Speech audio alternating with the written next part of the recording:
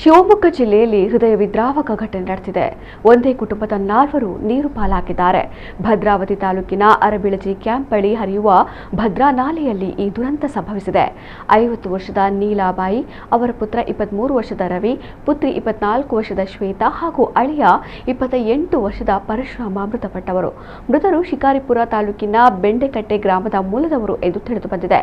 ಮಾರಿ ಹಬ್ಬದ ಹಿನ್ನೆಲೆಯಲ್ಲಿ ಸಂಬಂಧಿಕರ ಮನೆಗೆ ಆಗಮಿಸಿದ್ದ ಕುಟುಂಬ ಬಟ್ಟೆ ತೊಳೆಯಲು ನಾಲೆ ಬಳಿ ತೆರಳಿದೆ.